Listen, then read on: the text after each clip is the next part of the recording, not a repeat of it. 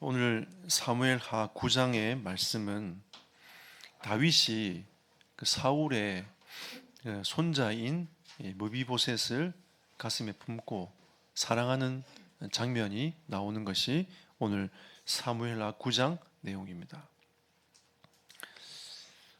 다윗은 하나님의 사랑을 받았습니다. 하나님의 사랑을 받은 이 다윗은 그 사랑을 베풀 수 있었고, 또 그 사랑을 하나님 오늘 우리에게 베푸는 이 은혜를 누리라고 우리에게 말씀하고 있습니다. 그래서 이 말씀의 제목을 원수된 자를 사랑하시는 하나님이라, 이렇게 말씀의 제목을 삼았습니다. 참 우리가 서로 사랑하라고 주님 말씀하셨는데 참 쉽지 않죠, 그죠? 예. 뭐 사랑할 조건이 있어야 사랑하지, 내가 어떻게 아무 조건도 없는 사랑할 수 있느냐 라고 우리가 이제 세상은 이렇게 얘기를 하지 않습니까? 그리고 나름대로 자기의 어떤 이 욕구나 많은 것들을 채우기 위해서 사랑이라는 단어를 많이 쓰기도 합니다. 근데 하나님의 사랑은 좀 다른 것 같아요. 그래서 오늘 이 하나님의 사랑에 대해서 먼저 살펴보고, 또 다윗이 어떤 그 하나님의 사랑으로 현장을 품어갔는지를 또 보고, 하나님이 우리에게 원하시는 진정한 그 사랑이 어떤 것인가에 대해서 오늘 말씀을 나누고자 합니다. 첫 번째로, 완전한 사랑을 베푸시는 하나님이십니다. 하나님은 그냥 사랑을 베푸시는 게 아니라 완전한 사랑을 계속 베푸세요. 창세기 3장에 보면 최초의 인간이 하나님을 떠나는 사건이 나옵니다. 이 사건을 통해서 인간과 하나님의 사이에 죄가 들어왔어요. 그래서 하나님과 인간이 절대 만날 수 없는 그런 영적인 상태에 놓이게 된 겁니다. 그래서 에베소서 2장 1절에 보니까 허물과 죄로 죽었다라고 얘기하고 있는 거죠. 하나님과 함께 해야 될 인간이 그 죄로 말미암아 하나님과 함께 할 수 없는 완전히 분리된 상태가 되어버렸다는 거죠.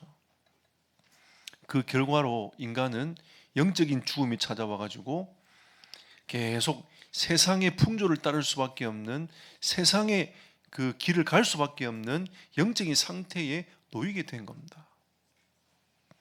아까 우리 장로님도 기도하셨지만, 이전 이 흐름 자체가 이 기독교의 흐름, 문화의 흐름들이 우리 한국에도 많이 사라졌습니다. 우리가 뭐 크리스마스 하면 이건 뭐 크리스마스 하고 지나가 버리는, 우리에게도 그런 많은 추억들이 사라져 버리는 그런 지금 시간 됐지 않습니까? 바쁘다, 뭐 할 필요 있냐, 뭐 또 뭐 일하냐, 귀찮은데, 이러면서 우리가 있는 가장 소중한 이 문화들을 싹 다 현장에 다 빼앗겨 버렸어요. 근데 지금 실제로 현장에 있는 아이들의 이 문화는 정말로 이 영적인 흐름이 완전 바뀌어가지고 이 교회는 아이들이 떠나가는 시대가 되었고, 세상의 문화가 시대의 흐름을 싹 가지고 갔지 않습니까? 요즘엔 사람들이 그러더라고요. 해피 할로윈데이. 무슨 귀신 문화가 행복합니까? 무슨 귀신의 역사가 우리가 행복하다 우리가 그렇게 고백을 해야 됩니까? 근데 지금 시대가 그렇게 바뀌어가지고 굉장히 행복하고 기쁜 귀신의 문화가 되어버렸어요. 그러면서 퀴어 축제라는 이런 것들 흐름들이 계속 바뀌어가고 있지 않습니까? 요즘 아이들에게는 그 성 자체도 있잖아요. 이 성의 정체성 자체가 흔들리고 있습니다. 미국은 이미 흔들렸어요. 태국 가보십시오, 여러분. 변천사가 있습니다. 돈만 생기면 남자가 여자로 변신하는 거예요. 그 변천사들이 있어요. 한 번에 다 못하니까 한 번 했다가 또 했다가 또 했다가. 이번에 태국 갔다 온 목사님이 그런 얘기를 하더라고요. 야, 길거리 예쁜 여자들 너무 많더라면서. 근데 그 선교사님이 뭐라고 했냐면, 저 다 남자예요. 엄청 충격받았대요. 지금 이게 문화입니다. 어둠의 문화가, 종교의 문화가 전 세계에 꽉 차 있어요. 이번에 제주도를 가보니까, 이 제주도는 제사를 안 지내면 부모들이 유산을 물려주지 않습니다. 교회 나가면 끝이에요. 그보다 한 단계 더 간 나라가 태국입니다. 거기는 아예 남자들이 유산을 받으려면 절에 들어갔다 와야 돼요. 우리가 군대를 가듯이 절에 들어갔다 와야 아버지가 재산을 주는 겁니다. 아예 문화 자체가 그쪽으로 흐름을 쫙 가버리니까 어떻게 이깁니까, 여러분? 근데 교회는 점점 힘을 잃어가고 있지 않습니까?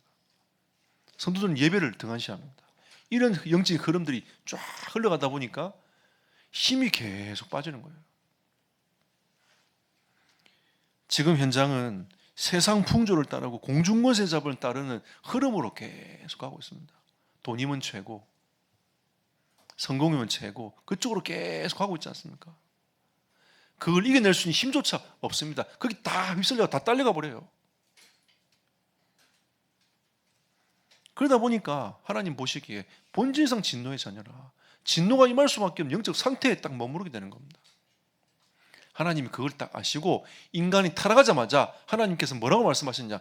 여자의 후손을 보내주겠다. 이게 하나님의 메시지였어요. 완전 타락해버린 인간에게 하나님이 여자의 후손을 보내주겠다고 말씀하신 겁니다.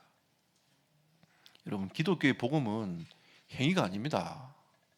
전적인 하나님의 은혜예요.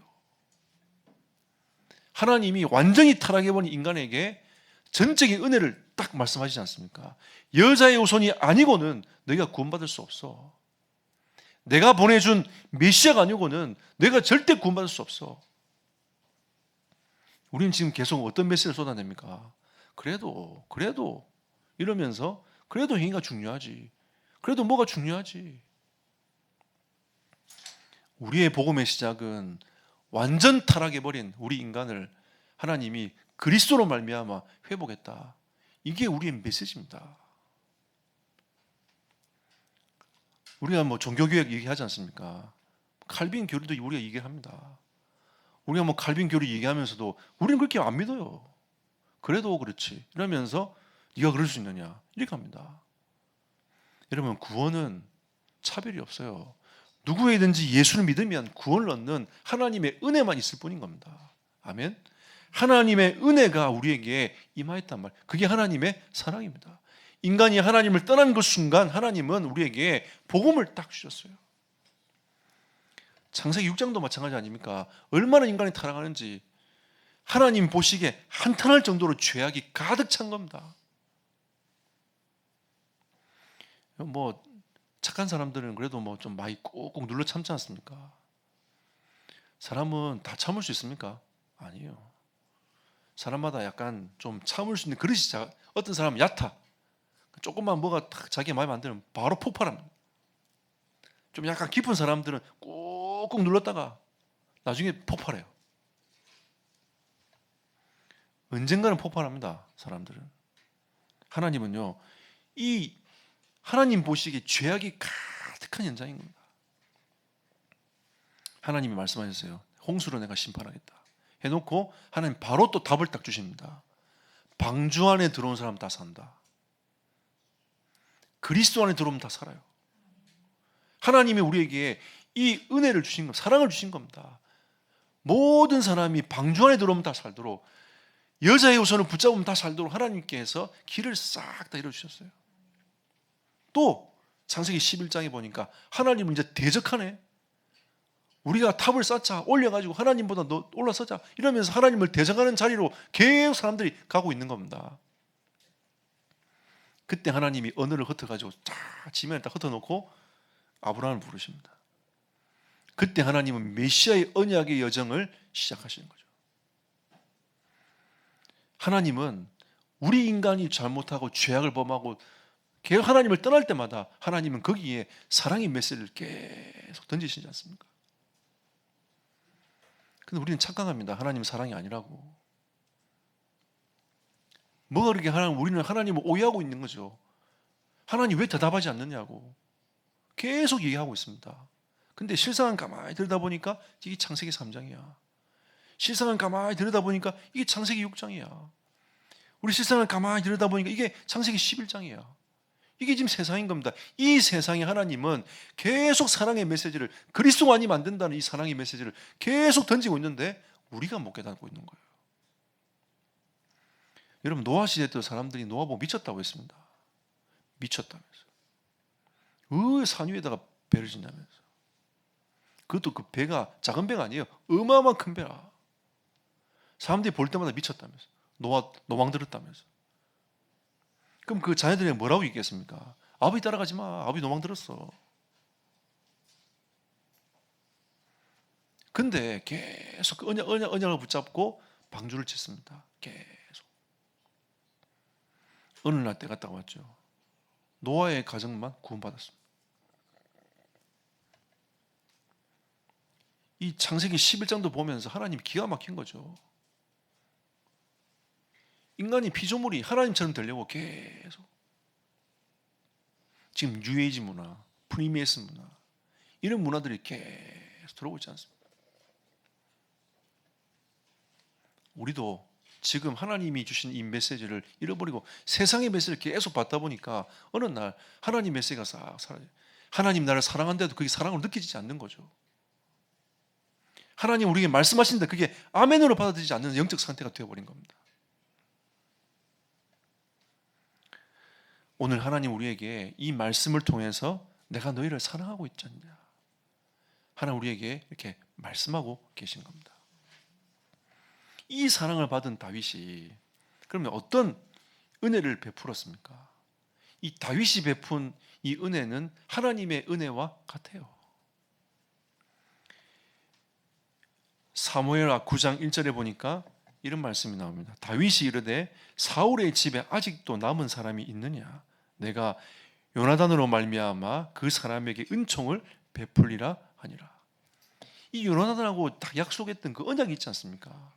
그 언약을 딱 붙잡고 그 사울의 왕가의 남은 자를 자기가 책임지기 위해서 은혜를 베풀기 위해서 그 사람을 찾습니다. 자, 하나님하고 같죠? 하나님은 인간이 타락한 이후에 어떻게 합니까? 언약을 딱 주셔가지고 하나님이 우리를 향한 하나님의 사랑을 또 딱 확증을 딱 해버립니다. 또 확증을 딱 하죠. 또 확증을 딱 합니다. 인간이 타락하고 다시 돌아오고 타락하고 돌아오고 이게 구약 아닙니까? 우리는 이사야 선지자를 통해서 우리는 뭘 봤습니까? 하나님의 진짜 우리를 사랑하고 끊임없이 사랑하고 기다리고 계신다는 것을 우리는 확인을 했단 말이죠. 근데 이스라엘 백성들은 그게 아니라 하나님 나는 이게 필요하고 저게 필요하다고 우리는 끊임없이 다른 얘기를 계속하고 있는 겁니다. 이 다윗이 하나님을 깊이 누렸어요. 하나님의 사랑을 깊이 받는 은혜를 누렸습니다. 아까 성가대 찬송하는데 막 눈물이 나더라고요. 그래서 제가 이불로 찬양의 가사를 묵상을 안 했습니다. 딴 생각했어요. 왜? 계속 눈물이 나서 이러다 메시지를 못 전할 것 같더라고요. 우리가 받은 은혜가 얼마나 큽니까? 다윗이 그 도망자의 삶을 살아가며 순례자의 길을 걸어가면서 여호와는 나의 목자시니 내가 부족함이 없으리로다. 아이고 저 인간 언제까지 나를 미치게 하냐, 언제까지 쫓아오냐, 두고 보자 이렇게 삶을 사는 게 아니라 다윗이 여호와는 나의 목자시니 내가 부족함이 없으리로다. 이게 다윗이 받은 하나님과 영적 관계였단 말이에요. 그가 나를 푸른 초장에 누이시며 쉴만한 물가로 인도해 가신다. 여러분 지금 다윗의 삶보다 더 처절한 분 계십니까?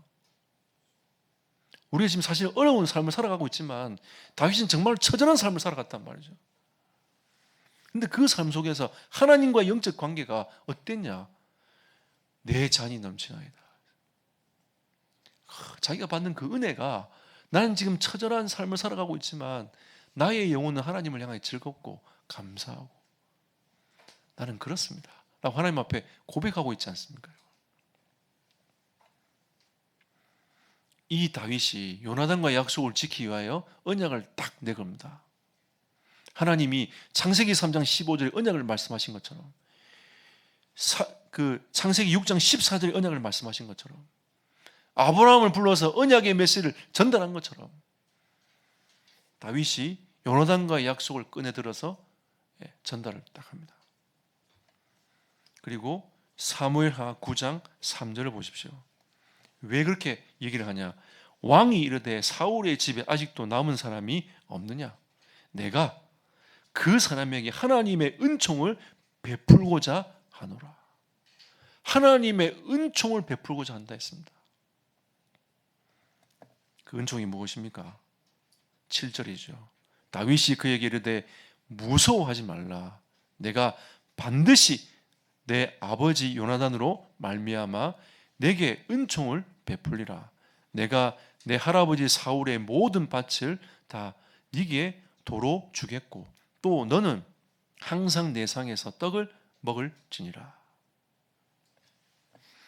이게 은총입니다. 얼마나 이 무비보셋이 두렵겠습니까? 다윗이 사람을 시켜갖고 무비보셋 찾아냈어요. 이 요나단의 아들 아닙니까?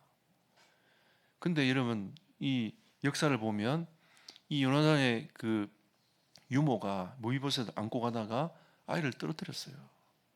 그때부터 이 아이가 다리가 절게 됐단 말이에요. 그럼 양쪽을 다 절었다라고 성경은 말하고 있거든요.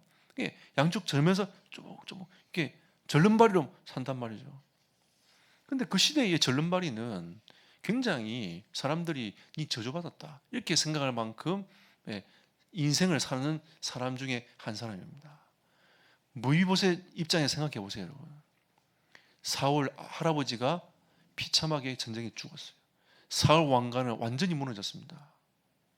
아버지도 전쟁터에 죽었어요. 자기가 그걸 알았단 말이죠. 그리고 사울 왕가가 어떻게 멸망하고 무너지는지 자기가 똑똑히 봤어요. 자기의 삶이 어떻게 비참해졌는지 자기가 똑똑히 봤단 말이에요. 근데 거기에서 다윗이 자기를 부르는 겁니다. 얼마나 두렵겠어요. 다윗이 뭐라고 합니까? 두려워하지 말라. 제가 무속인들 만나보면서 느낀 게 뭐냐? 정말 두려워해요. 왜 두려워하냐? 그 귀신에게 계속 수십 년간 시달렸기 때문에, 자기가 어떤 고통을 받았는지 알고 있기 때문에 두려운 겁니다. 그리고 사람들이 왜 종교를 찾냐? 두려우니까. 자기 인생이 두려운 겁니다. 내 인생이 어떻게 될지 모르니까 두려운 거죠. 배를 타고 나간 사람들이 뭐합니까? 죄를 지내지 않습니까? 왜? 두렵다는 겁니다. 산에 간 사람들이 왜 나무보고 빕니까? 두렵단 말이에요. 왜 산신령이 빕니까? 두려우니까 비는 겁니다. 왜 제사를 지내죠? 두렵단 말이에요. 모든 것이 두려움에서 나오는 겁니다. 인간이 하나님을 떠나자마자 두려웠어요. 하나님의 낯을 피하여 숨었단 말이에요. 이게 죄인의 습성입니다. 죄인의 모습이란 말이에요.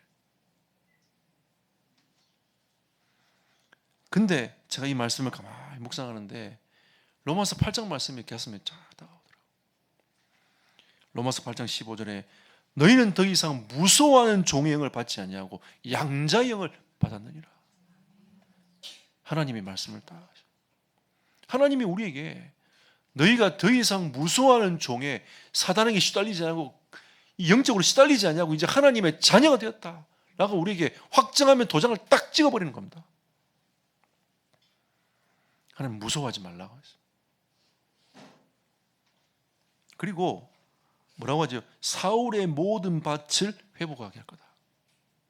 우리가 하나님의 자녀가 됐다는 것은 다른 게 아니라 창세기 1장 27, 28절을 회복하는 것입니다. 하나님의 형상을 회복하는 것이고 하나님이 정복하고 다스리는 그 언약이 우리에게 회복되는 거예요. 그런데 지금 다윗은 정복자의 길을 걸어가고 있지 않습니까? 우리 지난주 메시지처럼 정복자의 길을 걸어가면서 하나씩 하나님이 예배해 놓으신 그 응답들을 하나씩 누리기 시작합니다. 사울의 모든 밭을 무비보셋에게 줬어요. 그리고 다윗이 무비보셋과 겸상을 합니다. 왕이 그 원수된 자의 가문에 그 자녀를 불러가지고 그냥 축복해 주면 될 건데 왕하고 겸상을 해요. 겸상. 그게 쉽습니까, 여러분? 여러분하고 원수된 그 사람하고 밥 먹기 쉽습니까, 여러분? 꼴도 보기 싫은데, 그렇죠? 꼴도 보기 싫은데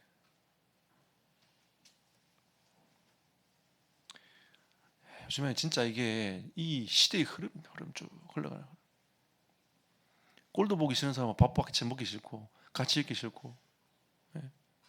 저도 이제 밖에서 일하다 보면 좀 껄끄러운 이 뭐 일들이 많아요. 그러면 그걸 다른 목사님들 안 하고 저한테 그걸 좀 해달라고 시켜요.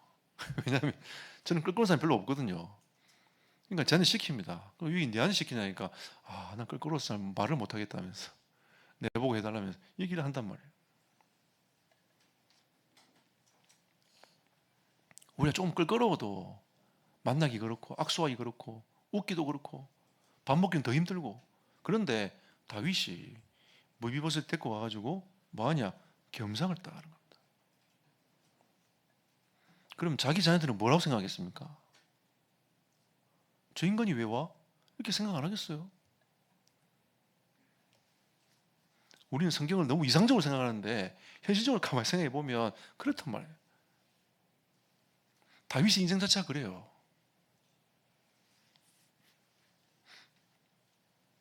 로마서 8장 17절에 보니까 너희가 자녀이면서 상속자가 됐다.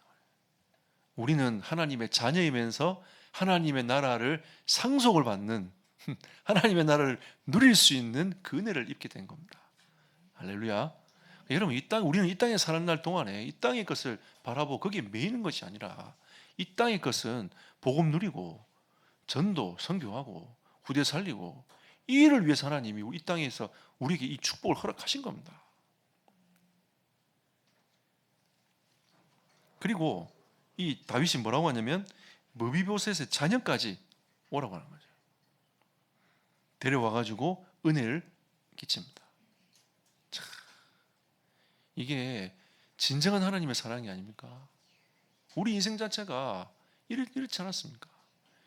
하나님의 사랑을 받은 이 다윗이 이렇게 이 완전히 원수된 그 사울 왕가를 완전히 회복시키는 이 은혜를 주지 않습니까?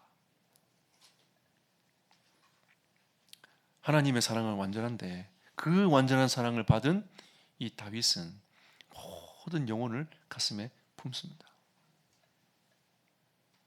우리는 결론에서 한번 생각해 봅시다. 우리는 하나님의 은혜를 우리 마음에 담아야 되지 않겠습니까? 하나님이 이번 주간에 느헤미야 13장 1절에 3절 말씀을 제게 묵상하게 하셨어요. 느헤미야가 성벽을 딱 재건해 놓고 이 성전의 성벽을 딱 재건해 놓고 거기에서 메시지를 선포합니다. 뭐라고 하냐? 13장 1절에 우리는 암몬과 모압 자손처럼 영원히 하나님의 총에 들어가지 못한 인생이 아니었냐? 우리가 어떻게 살았습니까, 여러분? 우리가 예배자로 살았습니까? 우리가 하나님의 은혜를 알았습니까? 우리가 언제 그리스도를 알았습니까? 우리가 언제 그리스도의 그 은혜를 받아서 그 십자가의 은혜에 감사하고 감격하며 살았습니까? 저는 어릴 때 가만히 생각해 보면 내가 교회를 처음부터 오래 전부터 다녔다는 이유 하나만으로 새 가족들이 올 때에 굉장히 저는 나름대로 뭔가 텃세를 부렸어요. 그래서 애들을 은근히 괴롭혔어요. 그래서 저는 은근히 괴롭히는 거 잘해요. 잘합니다. 옛날 그게 제 주특기였습니다. 근데 제가 은혜를 받고 나서 그게 다 사라졌어요. 은근히 괴롭히면 이게 마음이 다 사라졌어요. 왜? 이 다윗의 마음이 저는 이해가 가는 거죠. 나 같은 죄인을 구원하신 그 하나님 앞에 내가 뭐라고 말하겠냐? 그 크신 하나님 앞에 내가 뭐라고 말할 수 있겠냐? 난 교회 다닌 게 그냥 부모님이 교회 다니니까 교회 나간 줄 알았어요. 난 이게 하나님의 진짜 큰 은혜임을 저는 몰랐습니다. 저는 진짜 그건 몰랐어요. 내가 이 그리스도를 깨달았다는 것이 얼마나 큰 은혜인지 어떤 것으로도 값주고 살 수 없는 것인지를 저는 몰랐습니다. 어느 날 그게 깨달아지기 시작하더라고요. 내가 어릴 때 우상 앞에 절하지 아니하고 힘들었지만 교회 나와서 예배한 게 이게 얼마나 축복인지 저는 몰랐어요. 근데 제가 이 복음을 알고 은혜를 다 받고 나니까 내가 그래도 율법에 잡혀 있는 삶을 살았어도, 내가 믿음이 없어도 내가 교회 생활하는 이 자체가 참 축복이었구나. 어느 날 깨달으시더라고요. 내가 예배 속에 있었다는 것이 얼마나 감사한지 어느 날 깨달으시더라고요. 우리는 여호와의 총에 들어갈 수 없는 인생이었습니다. 여러분과 저는 영원히 저주받아서 유기돼도 아무 말을 할 수 없는 인생 아니었습니까? 근데 하나님이 여러분과 저를 다 하나님의 시간표에 불러서 하나님의 자녀로 삼아주신 거 아닙니까? 얼마나 감사합니까? 그래서 느헤미야 13장 2절에 보니까 저주를 돌이켜 복이 되게 하셨다. 저는 여기에 미주를 딱 끊고 아멘 했습니다. 그래, 저주받을 수밖에 없는 나의 인생을 하나님이 복되게 하셨구나. 내가 어떻게 이 생명의 복음을 전할 수 있는 은혜를 입었을까? 자, 이번 주는 메시지 할 게 많아가지고 정리를 쭉 계속 했습니다. 교사들 메시지 딱 준비해놓고 하나님께 감사하고, 전도학교 메시지 딱 준비해놓고 하나님께 감사하고, 그럼 가슴이 막 벅차더라고요. 왜냐하면 말씀을 딱 받았으니까 말씀대로 하나님 이루어 가실 거니까 가슴이 막 벅찬 거예요.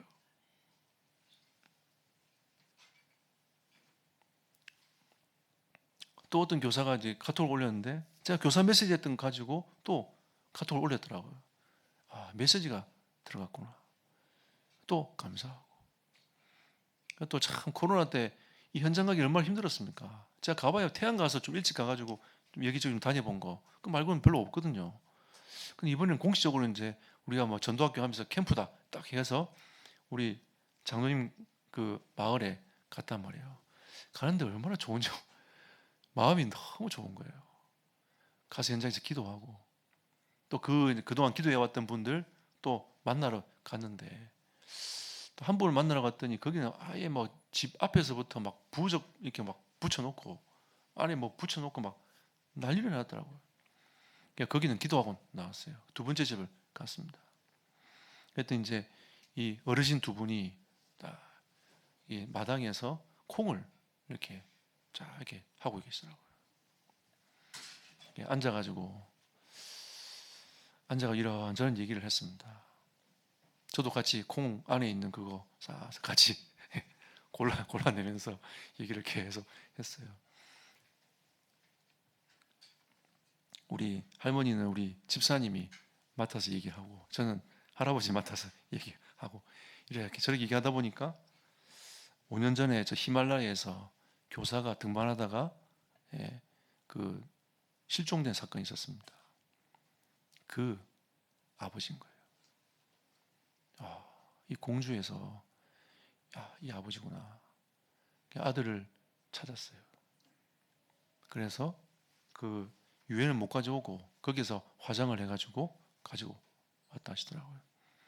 그 어머니가 이제 너무 그 때문에 마음이 힘들어가지고 이제 그 우울증도 오시고, 이제 요 근래에 이제 나오시면서 이제 장로님하고 대화도 하고 이렇게 하셨다더라고요. 대화를 쭉 이렇게 같이 했습니다. 그러면 제가 이제 장로님 보내서 왔다니까 좋아하시더라고요. 이런저런 얘기도 하고 나누면서 복음을 쭉 얘기를 했습니다. 두 분이 예수님을 영접하셨어요. 그래서 제가 축복 기도해 드렸습니다. 하나님, 마음에 은혜를 주시도록, 마음이 치유되도록 제가 하나님 앞에 기도했습니다. 우리 인생이 살아가면서 저주 가운데 임할 수밖에 없는 인생 아닙니까? 근데 하나님이 복되게 하신 거예요. 제가 그 집을 갔다 나오는데 하나님께 너무 감사하더라고요. 내가 만약 이 복음 몰랐으면 나는 어떻게 할 거냐. 근데 하나님 나에게 복음을 주셔서 이 걸음을, 전도자의 걸음을 걸어가게 하신 게 너무 감사하더라고요. 우리는 저주를 돌이켜 복되게 하는 하나님의 사람들 아닙니까? 우리는 적어도 예수 그리스도의 생명을 전달해야 됩니다. 이 생명의 복음을 전달해야 돼요. 하나님이 이 은혜를 우리에게 주신 겁니다. 그리고 3절에 보니까 섞인 무리를 모두 분리시키겠다. 거짓 우상에 물들지 않는 자들을 분리를 딱 시켜서 하나님 뭐하냐? 오직 그리스도가 되게 하시겠다. 하나님 말씀하신 거죠. 참 감사해요. 왜 하나님 느헤미야 13장을 이렇게 묵상하게 했을까? 이게 가만히 묵상하면서 하나님께 참 감사했습니다. 아, 이게 하나님의 은혜고 이게 다윗의 은혜였으며 하나님이 지금 우리에게 이 은혜를 주시고자 하고 또 우리가 이 은혜를 받아서 이 생명의 복음을 많은 사람에게 전달하기 원하시는구나. 여러분, 하나님의 은혜를 마음껏 나누고 마음껏 증가하는 은혜의 사람들이 되시기를 축복합니다. 저는 여러분들이 그리스도 예수 안에서 행복했으면 좋겠어요. 그래야 우리는 하나님 주신 은혜를 깊이 받아야 영적인 여유가 딱 생깁니다. 그래야 괜찮다 돼야 됩니다. 그래야 많은 영혼을 가슴에 품고 기다리고 그 영혼이 하나님께 돌아올 때까지 기다리고 이게 하나님 마음 아니겠습니까? 또 회복되도록 기다리고 여러분 하나님 우리에게 주신 이 은혜와 축복을 마음껏 누려가는 언약의 백성들이 되시기를 예수 이름으로 축복합니다.